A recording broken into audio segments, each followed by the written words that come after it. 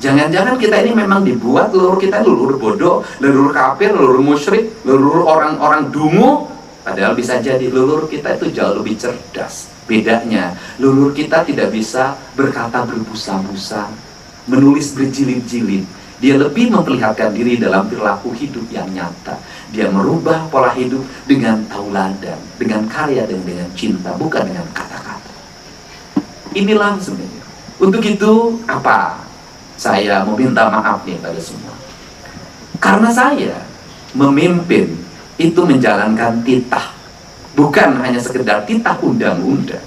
Bukan hanya titah tentang sebuah keputusan yang menetapkan saya. Tetapi ada yang lebih tinggi dari itu, titah leluhur. Karena itu titah leluhur, maka saya akan menjalani menapaki itu. Bagi saya, APBD adalah instrumen.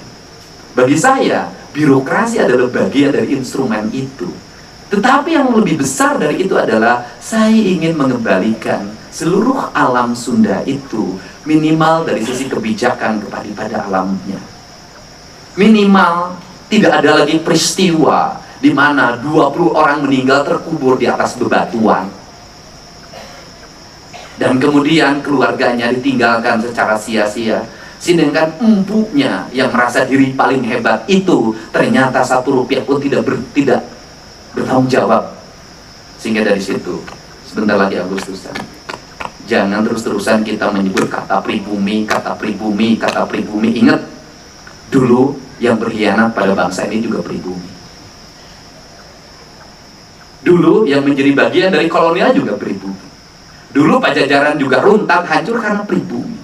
Tidak juga. Manusia itu, akhirnya saya punya kesimpulan, tidak ada orang asing, tidak ada orang Tiongkok, tidak ada orang Korea, tidak ada turunan Majapahit, tidak ada turunan Timur Tengah, tidak ada turunan Mataram, tidak ada turunan Pajajaran. Universalitasnya adalah tergantung pada hatinya. Jiwa hianat ada pada siapapun dan akan dilakukan pada siapapun. Ideologinya, mau kapitalis, mau komunis, jiwa hianat itu ada. Sehingga saya nggak mau lagi berdebat urusan ideologi lagi. Itu sudah nggak penting lagi. Saya ingin bicara manusia itu berdasarkan rasa dan cintanya. Nggak lagi mau ngomong ini haknya pribumi yang di sini. Kamu orang situ, tetap saja pada karyawanmu saja kamu menindas, tidak ngasih BPJS, tidak ngasih perlindungan apapun. Kamu lebih jahat daripada Belanda sekalipun. Salve, Assalamualaikum warahmatullahi wabarakatuh. Salam Om Swastiastu. Namo Buddhaya, salam kebajikan dan salam sejahtera untuk kita semua. Barusan kita menyimak bersama-sama pidato dari Kang Deddy Mulyadi yang adalah Gubernur Jawa Barat. Jujur, saya mendengar pidato Kang Deddy ini, bulu kudung saya merinding. Bagaimana seorang Deddy Mulyadi dalam cuplikan video tadi, beliau mengatakan dengan tegas, selain saya dipilih oleh masyarakat Jawa Barat, selain saya diamanatkan oleh undang-undang, selain saya diamanatkan oleh konstitusi, tetapi titah tertinggi beliau adalah menjadi pemimpin untuk menjalankan titah dari para leluhur. Sehingga atas dasar kesadaran itulah Kang Deddy Mulyadi dalam pekerjaannya, dalam program kerja, dalam kebijakan, dalam pengambilan keputusan, dan lain sebagainya, selalu menempatkan bahwa dirinya itu menjadi pemimpin untuk menjalankan titah leluhur. Sekali lagi, mendengar kata leluhur saja bulu kudung saya merinding. Dan ini baru pertama kali saya mendengarkan ucapan yang diucapkan oleh seorang public figure yang diucapkan oleh seorang pemimpin,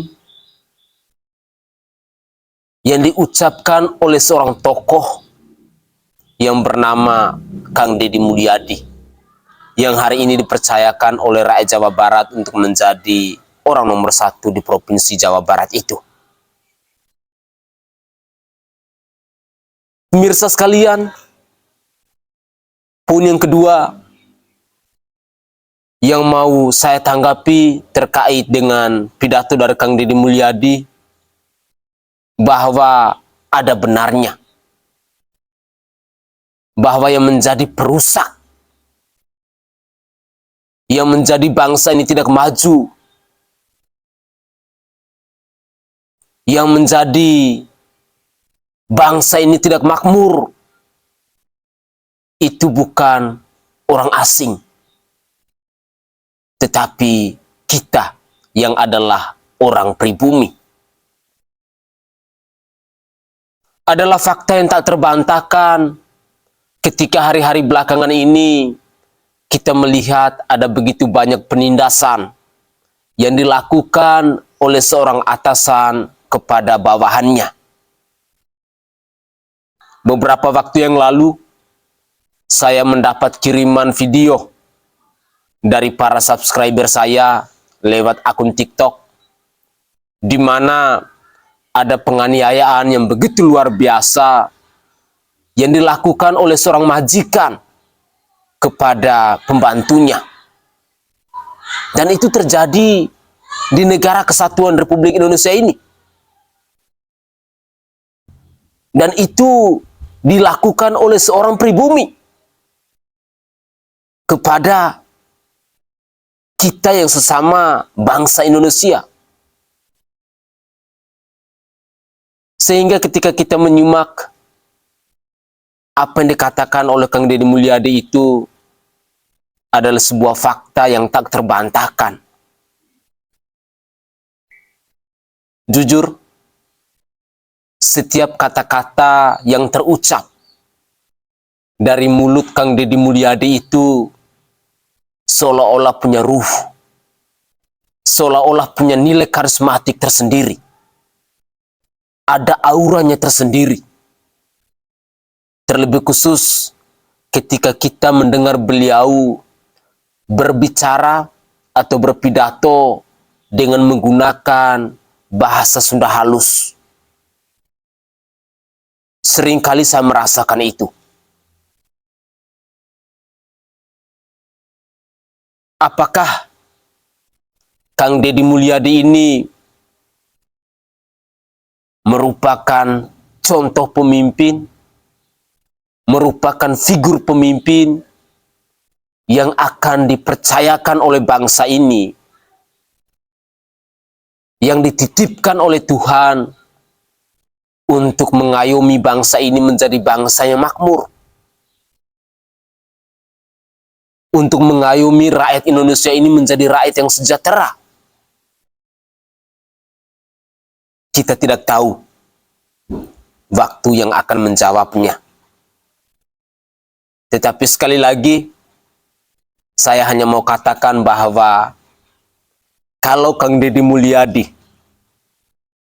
dalam pola kepemimpinannya selalu menjalankan titah leluhur ini, maka percayalah, Kang Deddy Mulyadi akan menjadi orang hebat yang sangat luar biasa di bangsa ini. Kang Deddy Mulyadi tidak saja hanya menjadi hamba atau pelayan dari rakyat Jawa Barat, tetapi akan menjadi hamba bagi rakyat Indonesia. Mari kita simak lagi cuplikan video berikut ini. Kang Deddy Mulyadi, Gubernur Jawa Barat, ngebut banget dengan program-programnya untuk perbaikan dan kemajuan Jawa Barat. Bahkan program listrik untuk pelosok langsung digeber Besti. Namanya Jabar Caang. Besti, bukan seleb aja yang bisa viral. Gubernur Jawa Barat yang baru, Kang Deddy Mulyadi, program-program dan gebrakannya bikin netizen tercengang. Apa aja program-programnya? Kita bahas. Jabar Caang, targetnya nggak ada lagi rumah gelap di Jawa Barat. dengan memanfaatkan energi air dan angin. Keren kan? Anggaran pendidikan dinaikkan dari 60 M menjadi 1,2 T. Kemudian jalan-jalan rusak, anggarannya dimanage menjadi 4 kali lipat. Lalu listrik buat warga miskin, anggarannya dari 20 M menjadi 350 M. Ada lagi program rumah layak huni dari 20 M ke 120 M. Bahkan anak-anak yang bandel sekarang dibina di barak militer. Inovatif sih ya. Kang Deddy Mulyadi Gubernur Jawa Barat emang beda. Beliau nggak sibuk bagi-bagi jabatan, tapi bagi-bagi listrik, jalan bagus, dan masa depan yang cerah. Gimana menurut pendapat lo? Langkah KDM ini keren atau kontroversial?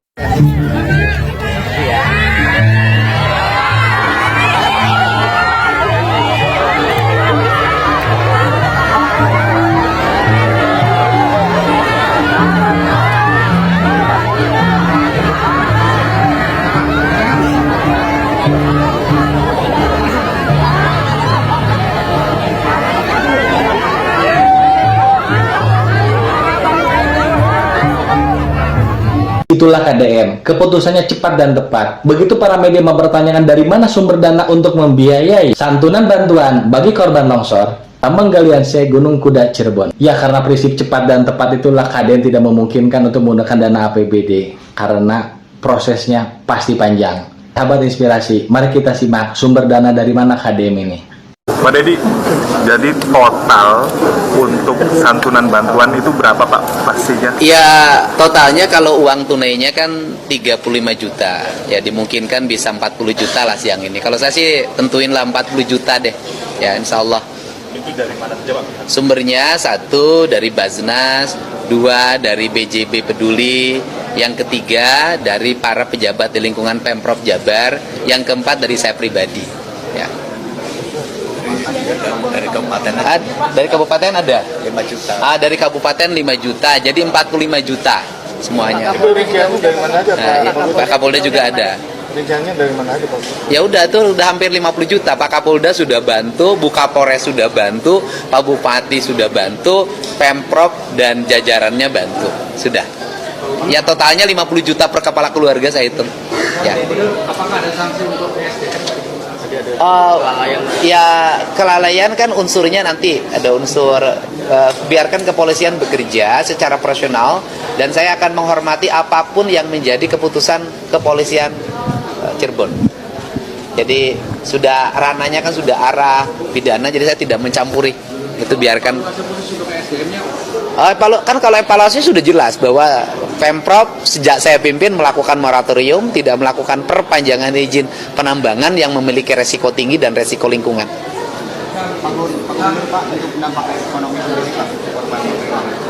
Kenapa? Yang pertama yang kerja di situ berapa orang nanti kita identifikasi kan. Kemudian kalau setiap dampak ekonomi itu selalu ada solusi. Orang berhenti bekerja di sini pasti bekerja di tempat lain. Asal siklusnya jalan kan nanti APBD provinsi jalan tuh bangun sekolah, bangun irigasi, bangun jalan, banyak sekali. Ini kan kerjaan kuli kasar. Dia pemecah batu ya bisa kerja di proyek-proyek pembangunan pemerintah. Dan kita habis ini proyeknya nggak akan berhenti. Dinas Pendidikan aja hampir 700 miliar. Pekerjaan di wilayah Cirebon banyak banget pekerjaannya. Ya. Pak, untuk bantuan pendidikan itu pastikan sampai anaknya SMA, tamat SMA, karena jumlahnya sangat banyak. Tetapi kalau mereka ingin meneruskan perguruan tinggi nggak ada problem. Kita pasti support, asalkan memiliki kualifikasi. Kenapa?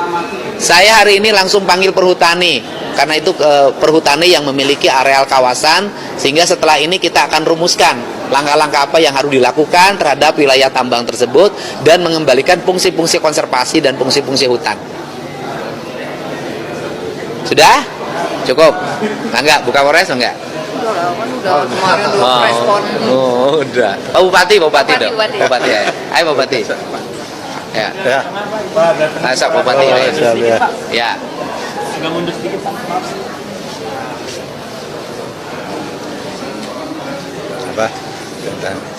Ya, kami dari pemerintah Kabupaten Cirebon ucapkan banyak terima kasih ini ke Kang Deddy sebagai Bupati Kabupaten Cirebon, Gubernur Jawa Barat yang respect terhadap bencana yang ada di Kabupaten Cirebon. dan pada saat sekarang pun orang-orang keluarga korban dikumpulkan dan akan dikasih bantuan oleh Pak Gubernur ini, dan anak-anak yang sekolah yang masih kecil akan disekolahkan sampai disekolahkan minimal sampai SMA. Kami ucapkan terima kasih Dan bisa kuliah. dan bisa kuliah gitu. Iya, udah cukup kan? Terima kasih. Pak Dedi, selamat atas 100 hari kerjanya Pak Dedi, luar biasa. Tapi Pak Dedi harus tanggung jawab nih Pak Dedi. Sejak Pak Dedi jadi gubernur, saya juga jadi repot nih Pak Dedi gara-gara Bapak. Setiap hari, setiap detik saya harus translatein video Bapak ke suami saya Pak, yang orang Jawa. Suami saya Jawa Pak, hobinya nonton Pak Dedi sejak Pak Dedi jadi gubernur. Sejak Bapak jadi gubernur, dia jadi stalkernya Bapak Pak. Sampai video-video Bapak yang udah 3 tahun, 4 tahun yang masih pakai bahasa Sunda, dia nonton Pak. Dikit-dikit, ini Pak Dedi ngomong apa sayang? Ya Pak Dedi apa katanya? Lihat sayang, cena ini Pak Dedi. Tahu, aku juga udah belum nonton yang etama ya. Tapi akhirnya saya nonton, saya jelasin tuh Pak ke dia. Sebagai istri kan saya harus sabar ya Pak ya. Tapi ada batasnya gak sih Pak? Tolong Pak, suami kayak gitu harus diapain Pak? Apa bawa ke barak Pak, belajar bahasa Sunda Pak? Kumah gitu Pak. Potong royong aja yang ngomongin Deddy Mulyadi aja nih. Apa kemarin nengok orang sakit. Yang mau minum baru silakan. Deddy Mulyadi aja terus nih. Nih. Soalnya lagi viral sekarang. Oh. Ya. Tapi kalau seandainya Deddy Mulyadi jadi RI 1, sampean nyoblos gak? Oh nyoblos. Yakin? Pasti. Asik, sampean orang mana aslinya? Nah, aslinya sampean kampungnya Orang Jawa Timur. Jawa Timur. Oh, Jawa Timur, Jawa Barat kan deket. Wih, Tangga itu. pokoknya Nyoblosnya yang mana? udah Deddy katanya. Nah, sampean. Nih jarinya udah gini, mau nyoblos yang mana kalau Deddy Mulyadi jadi RI 1? Enggak, pickleball itu enggak. Oh pasti itu. Soalnya usah ditanya. Wih, yakin? Soalnya sudah viral. Wih, Betul-betul. gas, pokoknya mah. Ya. Masyarakat Wih. tanggung ini. Gitu. Oh. Jadi udah tahu ya Yakin nanti ya? masyarakatnya makmur akhirnya. Oh. Semua Pokoknya gas lah. Gas lah. langsung. Oke guys, itu adalah cuplikan-cuplikan video yang bisa saya persembahkan ke hadapan pemirsa dalam konten saya kali ini. Ada beberapa poin yang ingin saya komentarin. Yang pertama, Kang Deddy Mulyadi itu adalah pemimpin yang mengayomi, pemimpin yang menginspirasi, pemimpin yang bisa kita katakan sebagai contoh atau teladan. Hari-hari belakangan ini, kalau kita perhatikan, ada hal baru yang terjadi di Provinsi Jawa Barat. Bahwa para pejabat daerah juga ikut memberikan rasa empati kepada rakyat yang sedang mengalami musibah. Contoh, dalam kasus longsornya Gunung Kuda di Cirebon, banyak pejabat daerah, banyak lembaga pemerintah yang akhirnya mulai tergerak hatinya untuk bersama-sama meringankan beban penderitaan dari korban longsor ini. Kalau dulu kita seringkali melihat hanya Kang Deddy Mulyadi yang mengeluarkan uang untuk membantu orang-orang yang sedang menderita. Dan itu adalah uang pribadi. Bukan uang APBD dan lain sebagainya, tetapi uang pribadi. Tetapi hari ini kita melihat ketika Kang Deddy Mulyadi turut untuk memberikan bantuan kepada orang-orang yang sedang dalam musibah. Mulai dari pejabat-pejabat yang ada di Provinsi Jawa Barat, akhirnya mereka juga mulai mengumpulkan 1-2 juta. Bersama-sama, bergotong royong untuk meringankan beban penderitaan dari rakyat Jawa Barat yang menderita. rakyat Jawa Barat yang sedang mengalami musibah. Ini sungguh sangat luar biasa. Seorang pemimpin, dia mampu untuk menjadikan contoh, dia mampu untuk mengajak semua orang yang bekerja di kantor pemerintahan di Provinsi Jawa Barat untuk bergandeng tangan bersama-sama menyumbangkan sedikit rezeki mereka untuk meringankan beban bagi para korban yang sedang mengalami musibah, yang sedang mengalami penderitaan. Poin yang kedua, atau contoh yang kedua, beberapa waktu yang lalu, ketika Kang Deddy Mulyadi menyumbangkan 1 miliar bonus untuk Persib. Belakangan ada 356 juta yang terkumpul melalui Sekda Pak Herman Suryatman, dan itu dia gali dana dari semua pejabat daerah yang ada di Provinsi Jawa Barat. Berawal dari Deddy Mulyadi yang memberikan contoh, sehingga saya berkesimpulan bahwa Kang Deddy Mulyadi ini adalah pemimpin yang mengayomi, pemimpin yang bisa dijadikan panutan, pemimpin yang selalu mencontohkan hal-hal baik, cara-cara yang bijaksana untuk rakyat Jawa Barat. Luar biasa. Poin berikutnya yang mau saya komentarin tentang Kang Deddy Mulyadi ini adalah pemimpin yang merakyat. Tadi dalam cuplikan video kita menyimak bersama-sama bagaimana antusias dari masyarakat Jawa Barat, bahkan non-Jawa Barat, yang mendukung Kang Deddy Mulyadi, yang menyambut Kang Deddy Mulyadi. Terus terang, tidak semua pemimpin bisa mengalami hal-hal seperti itu. Kang Deddy Mulyadi diserbu oleh emak-emak, Kang Deddy Mulyadi diserbu oleh media, Kang Deddy Mulyadi diserbu oleh masyarakat-masyarakat kecil. Tetapi seorang Deddy Mulyadi selalu menyambut mereka dengan penuh keceriaan, dengan penuh kebahagiaan. Inilah hebatnya seorang pemimpin. Dan poin yang terakhir yang mau saya komentarin, bahwa Kang Deddy Mulyadi itu adalah pemimpin yang tegas, pemimpin yang berani, pemimpin yang bijaksana. Jujur, sejak saya mencoba untuk mengikuti Kang Deddy Mulyadi yang adalah Gubernur Jawa Barat ini, terkadang ketika saya membaca komentar-komentar dari netizen yang ada di kolom channel YouTube saya, tidak sadar air mata saya berlinang. Karena rasa cinta yang begitu luar biasa yang dipersembahkan oleh rakyat Jawa Barat maupun non-Jawa Barat kepada Kang Deddy Mulyadi.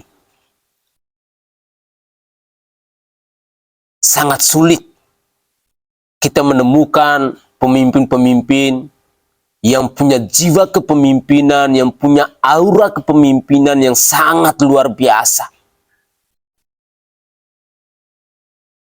Terkadang saya berpikir, seorang Deddy Mulyadi dia mampu untuk melakukan hal-hal kecil, tetapi berdampak kepada rakyatnya. Tetapi kenapa pemimpin-pemimpin lain di bangsa ini tidak mampu melakukan hal-hal yang demikian? Seringkali kita melihat pemimpin-pemimpin lain di bangsa ini yang mendapat cacian, yang mendapat hujatan.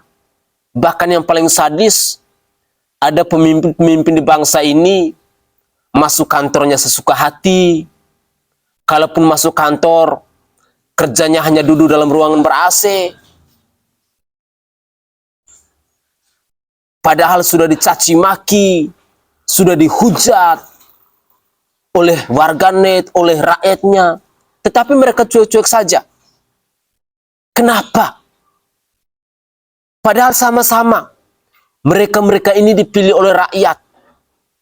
Mereka-mereka ini dibayar oleh rakyat. Mereka-mereka ini seharusnya bekerja untuk rakyat. Ya, itulah bedanya Kang Deddy Mulyadi dengan pemimpin-pemimpin lain yang ada di bangsa ini. Makanya dalam cuplikan video tadi, saya jadinya sadar bahwa Kang Deddy Mulyadi selain mau menjalankan amanat dari rakyat Jawa Barat, selain mau menjalankan kepercayaan diberikan oleh rakyat Jawa Barat untuk menjadi orang nomor 1 di Provinsi Jawa Barat, selain mau menjalankan amanat undang-undang, hal tertinggi yang ada di dalam diri Kang Deddy Mulyadi bahwa dalam memimpin, Kang Deddy Mulyadi juga mau menjalankan titah leluhur. Sungguh, tidak semua orang bisa melakukan hal itu ketika dia dipercayakan untuk menjadi seorang pemimpin. Cuplikan-cuplikan video yang sering kali kita simak dalam berbagai platform media sosial, itu adalah cuplikan-cuplikan video yang menurut saya secara pribadi sangat mengedukasi, sangat menginspirasi, sangat memotivasi. Terlebih khusus kepada kita yang adalah generasi penerus bangsa ini. Entah saat ini Anda masih duduk di bangku SMP, SMA, ataupun di bangku akademik. Kalau kalian benar-benar mau belajar tentang pola kepemimpinan, tentang gaya kepemimpinan, seperti yang dipersembahkan oleh Kang Deddy Mulyadi itu, saya sangat yakin dan percaya bahwa Anda itu adalah orang-orang yang di suatu hari nanti akan dicintai oleh rakyat Anda. Akan dicintai oleh orang-orang yang ada di sekeliling Anda. Dan yang paling penting, tanamkan dalam diri kita tentang pentingnya nilai adab, nilai etika, dan nilai tata krama ketika kita dipercayakan oleh rakyat atau oleh siapapun untuk menjadi seorang pemimpin.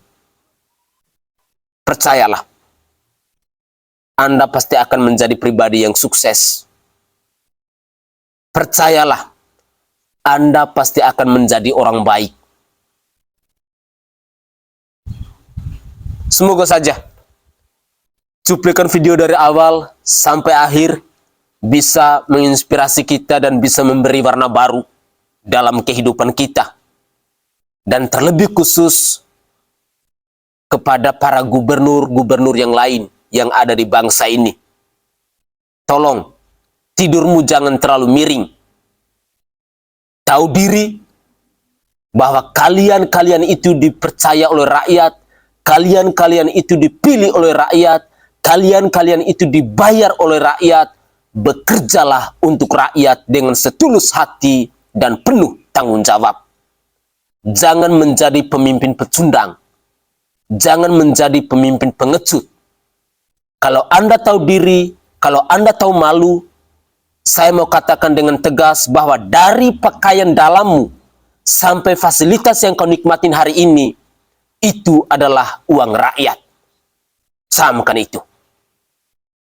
Saya Sainai dari Provinsi Nusa Tenggara Timur.